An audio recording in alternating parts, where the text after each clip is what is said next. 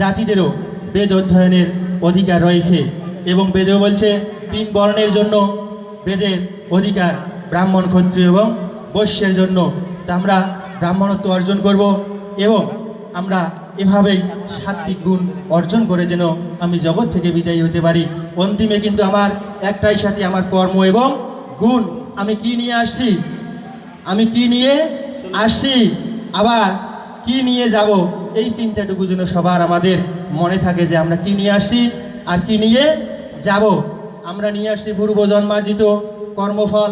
এই কর্মফলগুলি কিন্তু আমরা ইহ জন্মে ভোগ করতেছি এবং এইটি যে আমরা এই জগতে চলাফেরা করার ফলে আমাদের কতগুলি আবার কর্ম রাশি সঞ্চিত হচ্ছে, যেটি দেখা দিবে পরবর্তী জন্মে। এই জন্য এখন থেকে আমার তথা আপনাদের সকলের যদি এই কর্মগুলি অত্যন্ত ফলপ্রসূ হয়, ভালো হয়, অর্থাৎ মঙ্গলদায়ী হয়, তাহলে আমি কোন লোকে গমন করব? অবশ্যই ব্রহ্ম বা বৈকুণ্ঠ লোকে, যেখানে শুধু বলা আছে যে ব্রহ্মানন্দং পরম সুগদং কেবলং জ্ঞানমূর্তি, সেখানে শুধু মানুষ আনন্দ আর আনন্দই লাভ করবে। আজকে আমরা হিন্দু সমাজ তথা সনাতন ধর্মের দিকে যদি একটু লক্ষ্য করি, আমরা কিন্তু আগের দিনের মতো আর আমাদের সচ্ছলতা নাই। আমরা কেন? আমরা ধর্মহীন, আমরা ধর্মহীন হয়ে গেছি। এই জন্য গীতার গানে বলা হয়েছে জাগাও আজি লুপ্ত ধর্ম সুপ্ত হৃদয় মাঝে। এই ধর্মটাকে আমরা কি করেছি? দূরে রেখেছি। দূরে রেখে আমরা আমাদের যে বৈষয়িক যে ভোগ বিলাসের যে কর্মগুলি রয়েছে, এটি আমরা সর্বাগ্রে গ্রহণ করেছি। এই ভোগ বিলাসের কর্মগুলিকে আমরা প্রাধান্য দিয়ে আমাদের পারমার্থিক ব্যাপারটাকে আমরা কি করতেছি? নষ্ট করতেছি। মানে আমরা ধর্মটাকে বাদ দিয়ে দিছি। চাই আমরা ধন, আগে করতে হবে ধর্ম, তারপরে হবে ধন। এজন্য রবিবাবুর কথাটাও ঠিক যে আমরা প্রতিদিন যেন কি প্রণাম করে পাঠটা শুরু করতে পারি। তার মানে কি আগেই ধর্ম, পরেই আমার কর্মফল তিনি দিবেন, যদি আমার কর্ম ভালো হয়। এজন্য আমরা সকলেই ঐক্যবদ্ধ হব এবং জনমত গড়ে তুলব যে আমরা সাত্বিক গুণান্বিত হব, আমরা ব্রাহ্মণ পদবাচ্য হব এবং যেহেতু 3 বর্ণের অধিকার বেঁধে দেওয়া রয়েছে, সেহেতু আমাদের অধিকার আদায় করে নিতে হবে। অধিকার কেউ কাউকে দেয় না। এজন্য আমাদের সংগ্রাম চালিয়ে যাইতে হবে। যে কিসের সংগ্রাম? এটি আমার আত্মধর্ম। বলা আছে গীতায় স্বধর্মে নিধনং শ্রেয় পরধর্ম ভয়াবহ। পরধর্ম বলতে আমরা বুঝেছি হয়তো অনেকেই যে হিন্দু ধর্ম তথা মুসলমান, শিখ, বৈষ্ণব ইত্যাদি যে ধর্মগুলি রয়েছে, এটি এখানে স্বধর্ম হচ্ছে একমাত্র আত্মধর্ম। পর ধর্ম ওইগুলি নয়। পর ধর্ম একমাত্র হচ্ছে আমি যে রিপু ইন্দ্রিয়ের দ্বারা সর্বদা তাড়িত হচ্ছি, কামে বশীভূত হচ্ছি, লোভে বশীভূত হচ্ছি। এই জন্য আমাকে তৎপর থাকতে হবে, এদের সঙ্গে আমাকে যুদ্ধ করতে হবে। এই যুদ্ধে যেন আমরা হেরে না যাই এবং আমি যেন জয়ী হই, তাহলে অন্তিমে হবে আমার পরম গতি লাভ। শুধু ভক্ত এবং মাতৃমণ্ডলী, এই জন্য আমি উদারত আহ্বান জানাই আপনারা সবাই এই ঐক্যমত গড়ে তুলুন যে আমরা সবাই গীতা পাঠ শিক্ষা গ্রহণ করব এবং গীতার আলোকে জীবন গড়ব, তথা নিজের স্বকীয় যে দায়িত্বটুকু রয়েছে আমরা সেটা যেন পালন করতে পারি এবং স্মরণে যেন থাকে যে আমি কি নিয়ে জগতে এসেছি আর কি নিয়ে যাব। পার্থিব সব কিছু কিন্তু এটি বিনাশশীল, ধ্বংসশীল, অর্থাৎ এটাকে বলা হয়েছে ক্ষর। একমাত্র আত্মা হলো অক্ষর। এই অক্ষরের সাধনা চলবে আর সর্বদা আমরা এই ক্ষরগুলাকে থাকবো ঘরের সঙ্গে, কিন্তু তাকে ভাববো এটি তুচ্ছ রাজস্বীজনক। তুচ্ছ ভাবে নাই। আমরা কি? আমরা এই সংসারটাকে বড় মনে করতেছি। একমাত্র কিসের বসে? পর ধর্মে বশীভূত হয়ে এই পর ধর্ম পরিহার করব, আত্মধর্মে বলিয়ান হব এবং গীতার আলোকে জীবন করব। এই প্রত্যাশায় আমাকে সংক্ষিপ্ত আলোচনা করবার বলা হয়েছে। তো আপনাদের হৃদয়ে অনেক কষ্ট দিয়েছি। এইভাবে আমরা উত্তর যেন সাধনায় নিবিষ্ট করতে পারি। আসছে সামনে দুর্গাপূজা। এই দুর্গাপূজাতে যেন আমরা অনেক রং তামাশা থেকে বঞ্চিত থেকে আমরা যেন সেই মায়ের ধ্যানে গভীরভাবে ভাবিত থাকি। আমরা অনেক সময় এই মন্দিরে, আমাদের সনাতন মন্দিরে কি বাজে? ছায়াছবি কীর্তন বাজে। এই কীর্তনগুলা বাজার কোনো দরকার নাই। আমাদের কীর্তন হবে শ্যামা সঙ্গীত, কীর্তন হবে মাতৃসঙ্গীত, অনেক ভজন সঙ্গীত সনাতনে রয়েছে তথা আমাদের ধর্মে রয়েছে, যেটি সারা জনম ধরে যদি আমরা বাজাই তাহলে সেই কথাগুলি কিন্তু গানগুলি বা ভজনগুলি কখনো শেষ হবে না এবং সেখান থেকে কিছু আমরা জ্ঞান উপলব্ধি করতে পারি। আমরা যদি পরীক্ষিতের কণ্ঠে আসি, গানটা শুনি যে পরীক্ষিত বলে হরি বলে আপন দেশে চলো রে, তাহলে আপন দেশ, আজকে আমরা কিন্তু এই দেশটাকে আপন ধরেছি, এই দেশটাকে আমরা আপন ধরেছি। উনি গানের মধ্যে বলে গেলেন যে এই দেশ কিন্তু আমাদের আপন নয়। কারণ কি? আমরা মমই বাংশ জীবলোক জীবভূত সনাতন, অর্থাৎ জীব সকল আমার এই অংশ, এনারা আমার কাছে আবার প্রাপ্ত হবে। কিন্তু আমরা মোহের বশে, অজ্ঞানতার বশে আমরা কি করতেছি? এই জগৎটাকে আমরা আপন মনে করতেছি, স্বামী, সংসার, স্ত্রী, পুত্র, কন্যাকে আপন মনে করতেছি, কিন্তু এগুলি আপন নয়, এগুলি সব হচ্ছে আমাদের পর। এই কথাগুলি, এই হৃদয় কথাগুলি যেন আমাদের হৃদয়ঙ্গমে থাকে যে আমরা পর দেশে বাস করতেছি, আমাদের আপন দেশে কিন্তু যেতে হবে। তা আপন দেশে যেতে গেলে এইরকম পারমার্থিক ধন অর্জন করে কিন্তু আমাদেরকে যেতে হবে। এই দুর্গা পূজাকে যেন আমরা সার্থক করতে পারি।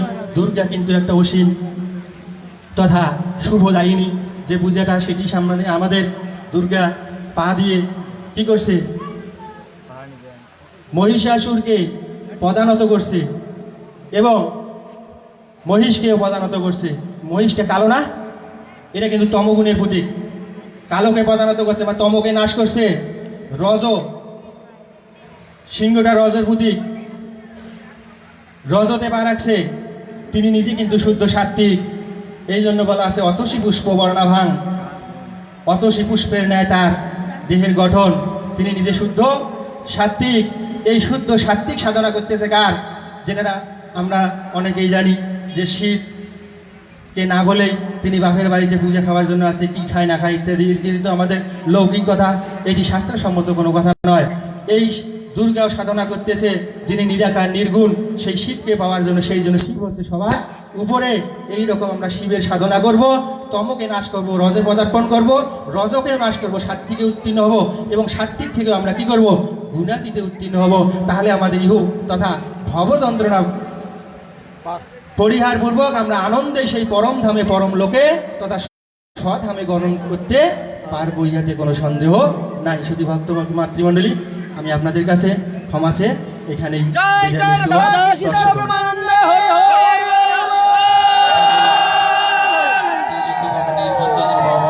সহকারী শিক্ষক শিবতলা বালিকা উচ্চ বিদ্যালয়।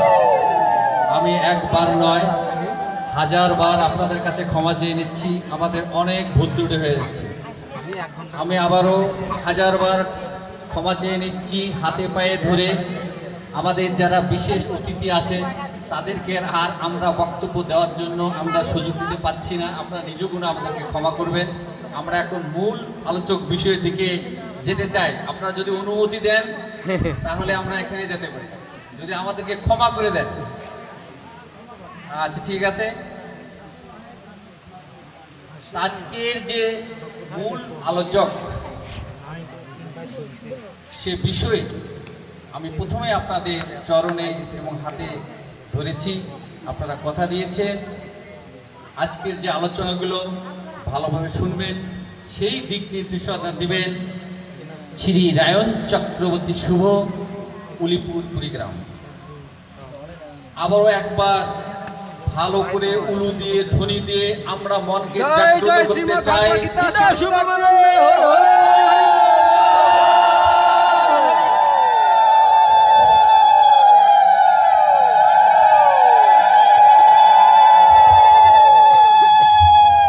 শ্রী রায়ন চক্রবর্তী শুভ আজকে এই মহতী অনুষ্ঠানে ধর্মসভার প্রধান আলোচক।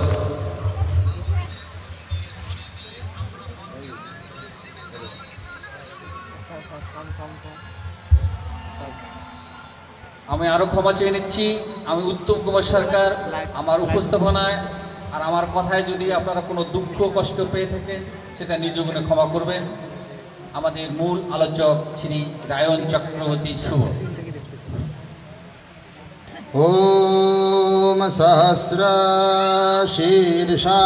পুরুষঃ সহস্রাক্ষ সহস্রপাদ স ভূমিং বিশ্বতো বৃত্বা অত্যাতিষ্ঠাৎ দশাঙ্গুলম। ওম সহনাভবতু सहनौ भुनक्तु सह वीर्यं करवावहै तेजस्विनावधीतमस्तु मा विद्विषावहै ॐ मधुवातरितयते मधुक्षरन्ति सिन्धवः माध्वीर्न सन्तो यौषधीः मधुनक्तमोतसशो मधुमत्पार्थिवं रजः मधुद्यौरस्तु नः पीता मधुमान्न वनस्पतिर्मधुमा अस्तु सूर्य माध्वीर्गावो भवन्तु नः ॐ भद्रं कर्णभिः शृणुयाम देवाः भद्रं पश्यमाक्षभिर्यजत्रः स्थिरैरङ्गैस्तष्टुवांसस्तनुभिः वशेम देवहितं यदायुः ॐ पूर्णमदः पूर्णमिदं पूर्णात् पूर्णमुदच्यते पूर्णस्य पूर्णमादाय पूर्णमेवावशिष्यते ॐ सदसद्भावतीतं तारयितोमवतीर्णं निखिलमानवकूलं धृता सहजसमाधिमानन्दघनमूर्तिं प्रेमविगलितचित्तं नमामि श्री श्री अनुकूलचन्द्रम् আমার হৃদয় আসনে উপবিষ্ট প্রেম ঘন নরবিগ্রহ আমার জীবন উদ্ধাতা পরম দয়াল পরম প্রেমময় শ্রী শ্রী ঠাকুর অনুকূল চন্দ্রের রাঙ্গা রাতুল চরণে শতকোটি প্রণাম। সর্বস্থান বিরাজিত হলাদিনী শক্তি স্বরূপিণী রাধা রানী সহিত পরমাত্মারূপী ভগবান শ্রীকৃষ্ণের রাঙ্গা রাতুল চরণে শতকোটি প্রণাম। এবং আজকের এই মহতী ধর্ম আলোচনা অনুষ্ঠানের সম্মানিত সভাপতি, সম্মানিত অতিথিবৃন্দ, বিশেষ আলোচকবৃন্দ এবং সম্মুখে উপবিষ্ট বৃন্দারক বৃন্দ বন্দ আনন্দ কন্দ সচ্চিদানন্দ শ্রীকৃষ্ণচন্দ্র চরণারবিন্দ মকরন্দ মিলিন্দ ভক্তবৃন্দ ও মহামায়ার অংশ সম্ভূতা মাতৃমণ্ডলী, আপনাদের সকলের অন্তরের অন্তরস্থিত পরমাত্মারূপী ভগবান শ্রীকৃষ্ণের রাঙ্গা রাতুল চরণে আমার শতকোটি প্রণাম। দেখুন, কোভিডের একটা দোহা আছে, বহুত ভালানা বলনা চালনা, বহুত ভালানা চুপ, বহুত ভালানা বর্ষা বদলা, বহুত ভালানা ধূপ। বহুত ভালানা বলনা চালনা, খুব বেশি কথা বলা ভালো না। বহুত ভালানা চুপ, একেবারে চুপ থাকাও ভালো না। আর বহুত ভালানা বর্ষা বাদলা, যদি খুব বেশি বৃষ্টি হয় সেটা কিন্তু ভালো না। বহুত ভালানা ধূপ, আবার প্রখর রৌদ্র হলেও ভালো না, মানে বেশিটা ভালো না। আমার মনে হয় আজকে সন্ধ্যা থেকে অনেক আলোচনা আপনাদের মাঝে হলো, নানান দিক থেকে, সামাজিক, অর্থনৈতিক, রাজনৈতিক, ধর্মীয়, শিক্ষামূলক, সংস্কারমূলক অনেক কথাবার্তা আপনারা শুনেছেন। আর বোধহয় আমার বকবক শুনবার মতো ধৈর্য সামর্থ্য কিংবা মন মানসিকতা আপনাদের নাই। সুতরাং আমার আলোচনা দীর্ঘায়িত না করে আমি খুব সংক্ষেপিত আলোচনা করব। বিষয়টা হলো, আমাদের জীবন যে মনুষ্য জীবন, এটা খুব চঞ্চল। নলিনী দালাগাতা জলমতি তারালম ততবত জীবনা অতিশয় চপলম। পদ্মপত্রে বাড়িবিন্দু যেমত চঞ্চল, মনুষ্য জীবন হয় তেমনই চপল। কখন এই জল পড়ে যাবে, কখন আমরা মরে যাব, তার কোনো ইয়ত্তা নাই। আমি আজকে এসেছি এখানে আপনাদের গ্রামে, এসেই শুনলাম একজন চলে গিয়েছেন, দেহ ছেড়েছেন। এই যে কখন আমরা কে কোথায় কিভাবে চলে যাব, কোন মুহূর্তে চলে যাব, এর নির্দিষ্ট কোনরূপ সময়সীমা আমাদের বেঁধে দেওয়া হয়নি। যে কোনো মুহূর্তে আমরা মরতে পারি। মৃত্যু এমন একটা সত্য যাকে কখনো টলানো যায় না, ইউনিভার্সাল ট্রুথ, ইটারনাল ট্রুথ। মহাভারতে যুধিষ্ঠিরকে প্রশ্ন করা হলো যে মানুষের জীবনে সব থেকে আশ্চর্যের বিষয় কি? যুধিষ্ঠিরকে প্রশ্ন করলেন বন পর্ব। যুধিষ্ঠির বললেন, দেখো, মানুষ প্রতিদিন দেখছে তার চোখের সামনে আত্মীয় স্বজন বন্ধু বান্ধব সব মরে যাচ্ছে, এ মরে গেল ও মরে গেল, চোখের সামনে মানুষ দেখছে। আমরা যখন শ্মশানে যাই, কারো বাবা মরে গিয়েছে, আমরা শ্মশানে তাকে সান্ত্বনা দেই, বাবা দুঃখ করো না, এ সবাইকেই তো মরতে হবে, কয়দিন আর থাকবে, এগুলো আমরা বলি। কিন্তু যুধিষ্ঠির বলছে, দেখো, মানুষ প্রতিদিন দেখছে মানুষ মরছে, মানুষ প্রতিদিন সান্ত্বনাও দিচ্ছে আরেকজনকে যে সবাইকে মরতে হবে। মানুষ জানে যে তাকে মরতে হবে, কিন্তু মানুষ ভুলে যায় যে তার মৃত্যু আসবে। এই মৃত্যুর কথাটা আমরা ভুলে যাই, এইটা সব থেকে আশ্চর্য। গীতার মধ্যে কৃষ্ণ ভগবান বললেন, ইয়া তস্য হি ধ্রুব মৃত্যু ধ্রুবম জন্ম মৃতস্য চ তস্মাদ পরিহার্য অর্থেন তং শোচিতুম অর্হসি। গীতা অধ্যায় নম্বর 2 শ্লোক নম্বর 27। অর্জুন, জাতস্য হি ধ্রুব মৃত্যু, নিশ্চিত জেনে রাখো যাদের জন্ম হয়েছে তাদেরকে মরতে হবেই। এর থেকে নিষ্কৃতি পাওয়ার কোনো উপায় নাই।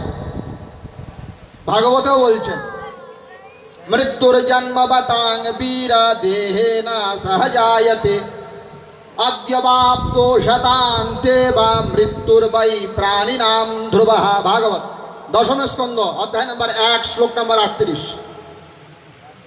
বেদব্যাস বলছেন, দেখো, অদ্যবাপ্ত শতান্তে বা, অদ্য মানে আজকে, শতান্তে মানে 100 বছর পর, আজকে হোক কিংবা 100 বছর পরেই হোক, মৃত্যুর বৈ প্রাণিনাম ধ্রুবঃ, মরতে হবে।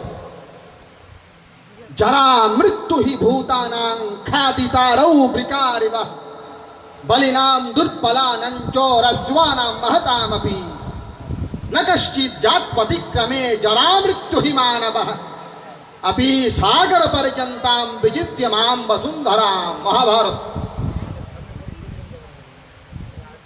শান্তি পর্ব অধ্যায় নম্বর 28 শ্লোক নম্বর 14-15। দেখো, যারা মৃত্যু হি ভূতানাং খাদিতারৌ বৃকারিব, সংস্কৃত ভাষায় বৃক শব্দের অর্থ হচ্ছে বাঘ। দুটো বাঘ সব সময় সব মানুষের পিছনে ছুটছে, হিন্দু মুসলিম বৌদ্ধ খ্রিস্টান ব্রাহ্মণ চণ্ডাল, দুটো বাঘ ছুটছে। কারা কারা? একটা নাম জরা, জরা মানে রোগ ব্যাধি, আর একটা নাম মৃত্যু। নকর্তিৎ জাত্যতিক্রমে যারা মৃত্যু হি মানবঃ অপি সাগর পর্যন্তাম বিজিত্য মাম বসুন্ধরা। তুমি যদি গোটা পৃথিবীরও মালিক হও, দুনিয়ার সব মানুষ যদি তোমার কথায় উঠে বসে, সকলকে যদি তুমি নিয়ন্ত্রণ করতে পারো, কন্ট্রোল করতে পারো, তারপরও মৃত্যুকে তুমি নিয়ন্ত্রণ করতে পারবে না। কুল্লু নাফসিন যায়িকাতুল মাউত, আল কোরআন সূরা আল ইমরান 185 নম্বর আয়াত। মরতে হবে। আমরা এসেছি, আমাদের মরতে হবে। আসলাম, খেলাম দিলাম, জমি করলাম, 10টা 12টা সন্তান উৎপাদন করলাম, মরে গেলাম, বাস। এই আমাদের কাজ। কেন আসলাম? আমাদের উদ্দেশ্য কি? এখানে এসে কি করব? আমাদের কর্ম কি? আর সেই কর্মের বলে আমরা কোথায় যাব? আমাদের উদ্দেশ্য কি? আমাদের বুঝতে হবে। আহার নিদ্রা ভয় মৈথুন সামান্যমে তৎপশুভির নারানাম জ্ঞানম নারানাম অধিক বিশেষ জ্ঞান নাহি না পশুভি সমানা। ও ছাগলও খায়, আমরাও খাই, ছাগলও ঘুমাই, আমরাও ঘুমাই, ছাগলও বাচ্চা পয়দা করে, আমরাও করি, তো বাচ্চা কি?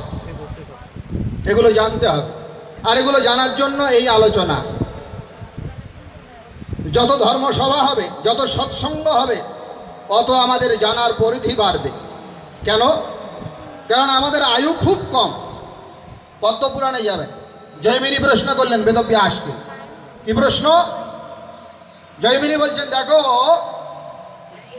মার্তাস জল্পয়ুষো যতঃ কলৌ নৃণাম ভবেৎ কেন মোক্ষো বৈ কথয়ঞ্চ মে अल्पेनापि च पुण्यानि मार्ताश्चल्पयुषो यतः। पद्मपुराण ब्रह्मखंड अध्याय 1 श्लोक 5। জয়মিনী বলছেন, আচ্ছা বেদব্যাস আপনি বলুন তো, কি বলবো? কালাউ নেরাম ধরে কে না মোক্ষবাই কথায়াঞ্চামে, এ কলিযুগে মানুষ মুক্তি পাবে কি করে? কেন? আল্পে নাপি চ পুণ্যানি, কলির মানুষের পুণ্য খুব অল্প। আমরা অশ্বমেধ যজ্ঞ করতে পারি না, গোমেধও করতে পারি না, রাজসূয় যজ্ঞ করতে পারি না, আমাদের কিচ্ছু পুণ্য টুণ্য নাই, খুব অল্প পুণ্য। अल्पे नापि च पुण्यानि मार्ताश्चाल्पयुषो यतः। শুধু পুণ্য অল্প তা নয়, কলির মানুষের আয়ু অল্প, বেশি দিন বাঁচে না। তো কি করে অল্প সময়ের মধ্যে মোক্ষ মুক্তি, কৈবল্য প্রাপ্তি, ঈশ্বর প্রেম প্রাপ্তি এগুলো হতে পারে? বেদব্যাস মাথা লাগলেন, হ্যাঁ ঠিক বলেছ, তবে রাস্তা আছে। কি রাস্তা? ভাগবতে যাও। अतः अत्यांतिकांक्षे मम पृच्छामो भवतो नघाः संसारेऽस्मिन् क्षणार्धोऽपि सत्संगः सेवधीर नृणाम। भागवत 11তম স্কন্ধ 2য় অধ্যায় 30 নম্বর শ্লোক। বেদব্যাস লিখছেন, হ্যাঁ কলির মানুষের অল্প আয়ু, পুণ্য অল্প, তবে শোনো, अतत्यांतिकांक्षे मम पृच्छामो भवतो नघाः संसारेऽस्मिन् क्षणार्धोऽपि।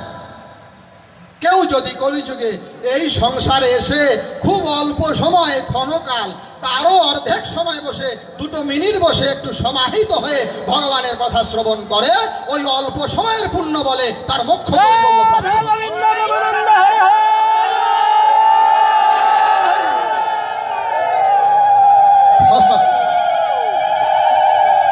ওই যে দেখো, শ্রীকৃষ্ণ বলছেন, এটা ভাগবতে কোটেশন।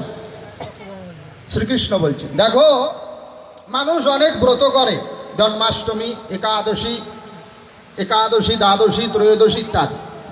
মানুষ বহু তীর্থ যায়, গয়া, কাশী, মথুরা, বৃন্দাবন, প্রয়াগ, হরিদ্বার এসব যায়। তবে হে মানব সকল, কৃষ্ণ বলছেন, আমার একটা ছোট্ট উপদেশ শোনো। কি উপদেশ?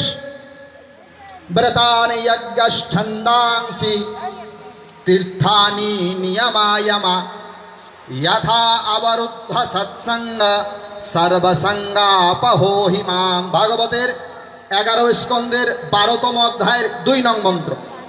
কৃষ্ণ ভগবান বলছেন, ব্রতানি, সংস্কৃত ভাষায় যখন নি শব্দ শেষে ব্যবহার হবে বহু বচন, যেমন বহু নি গীতার মধ্যে আছে, নি মানে বহু বচন। কৃষ্ণ বলছেন, ব্রতানি, তুমি হাজার হাজার ব্রত করতে পারো, একাদশী, দ্বাদশী ইত্যাদি। যজ্ঞচ্ছন্দাংসি, অশ্বমেধ যজ্ঞ, গোমেধ যজ্ঞ, রাজসূয় যজ্ঞ, নাম যজ্ঞ, সব যজ্ঞ করো। ব্রতানি যজ্ঞচ্ছন্দাংসি তীর্থানি, গয়া, কাশী, বৃন্দাবন এসব ঘুরে আসো।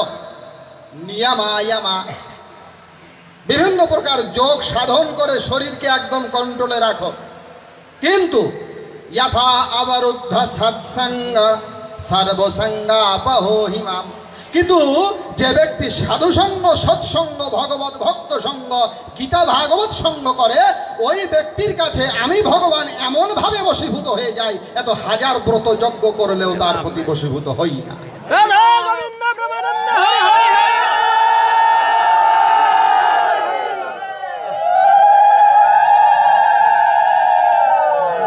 यस्मिन् यस्मिन् स्थले विप्रा कृष्णस्य वर्तते कथा तस्मात् तस्मात् जगन्नाथो जाति त्यक्त्वा न कर्हिचित्।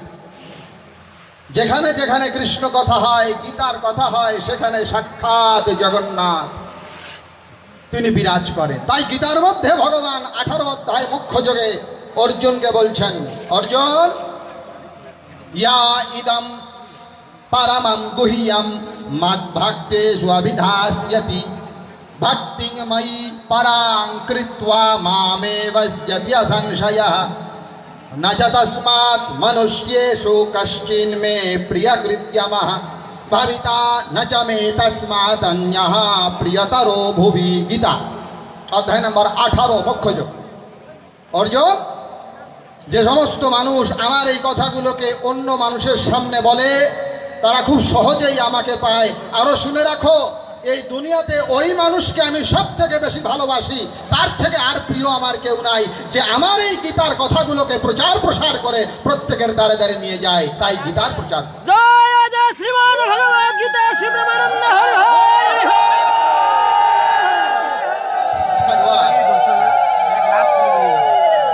স্বামী বিবেকানন্দ গিয়েছেন পাশ্চাত্যে ধর্ম প্রচার করার জন্য।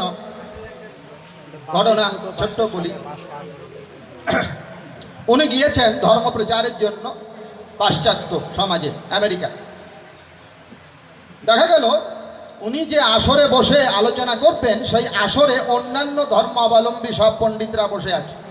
খ্রিস্টিয়ান আছে, বৌদ্ধ আছে, মুসলিম আছে, জৈন আছে, শিখ আছে, পার্সি আছে, আছে সব। বিবেকানন্দ গিয়েছেন, গিয়ে দেখলেন চমৎকার ঘটনা। কি ঘটনা?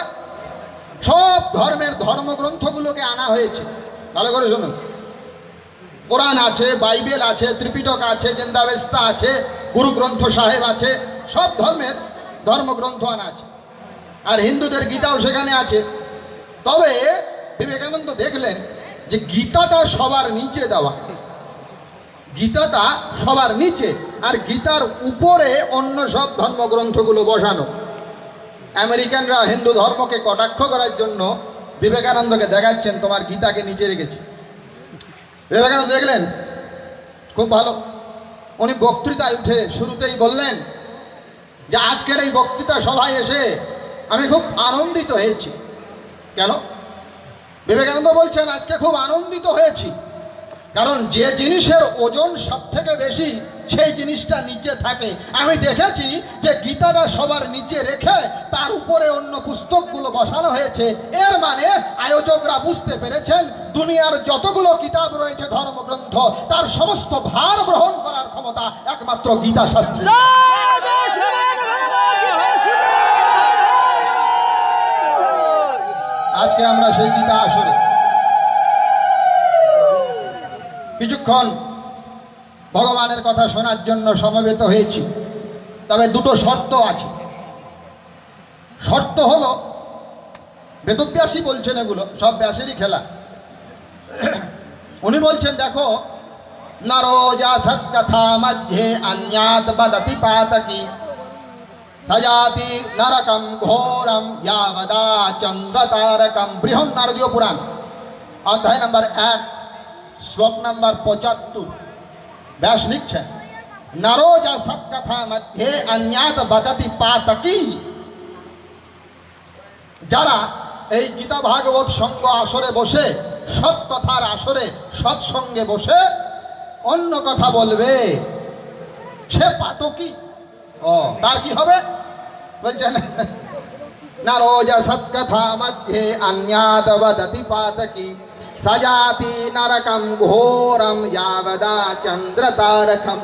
যারা ভাগবত সঙ্গ গীতা সঙ্গে বসে অন্য কথা ভাববে, বলবে, চিন্তা করবে, তাদের মৃত্যুর পরে যতকাল পর্যন্ত চন্দ্র সূর্য থাকবে অতকাল পর্যন্ত ঘোর নরকে গতি হবে। সাধু সাবধান।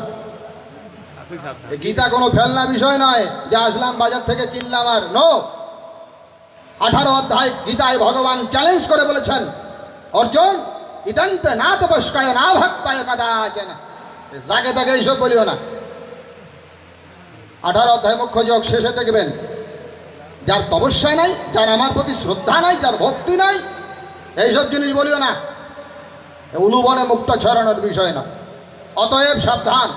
শর্ত নাম্বার 1, গীতা জানতে গেলে, জ্ঞান লাভ করতে গেলে সমাহিত হতে হবে। সমাহিত মানে মন বুদ্ধিকে একদম লাগিয়ে দিয়ে বসতে হবে।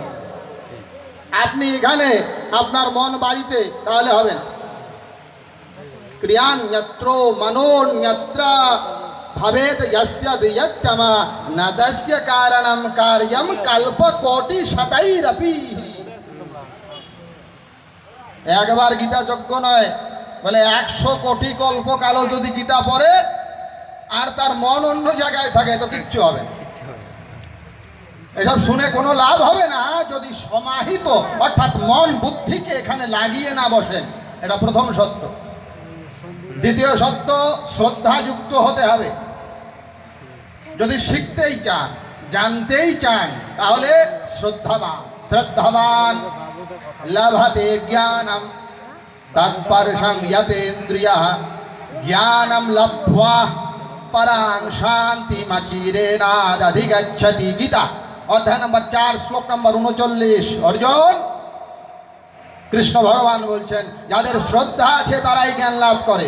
আবার উল্টাবেন গীতা অধ্যায় নম্বর 12 ভক্তিযোগ, ওখানে শুরুতেই বলছেন ময়্যাবেশ্য মনো ये মাম নিত্যযুক্তা উপাসতে শ্রদ্ধয়া পরয়া উপেতাস্তে মে যুক্ততমা মতা। গীতা অধ্যায় 12 শ্লোক 2। অর্জুন, যার শ্রদ্ধা আছে সেই আমাকে লাভ করতে পারে।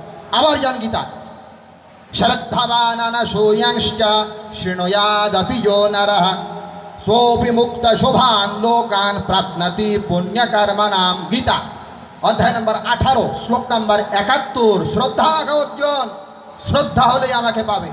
আবার যান গীতায় ये ইদম পরমম গুহ্যম। অর্জুন, যে ব্যক্তি আমার এই কথাগুলোকে পালন করে কি দিয়া? শ্রদ্ধাবান, শ্রদ্ধাবান হইয়া, সেই আমার প্রিয় ভক্ত। অধ্যায় 12 শ্লোক 20। আবার যান গীতায় যোগিনামপি সর্বেষাং মদ্গতেনান্তরাত্মনা শ্রদ্ধাপূর্বা ভজতে যো মাম সমে যুক্তো তমামতা। অধ্যায় 6 শ্লোক 47। শ্রদ্ধাবান যিনি, তিনি আমাকে পান। শ্রদ্ধা লাগবে, বারবার বারবার করে গীতায় বলা আছে। অন্য জায়গায়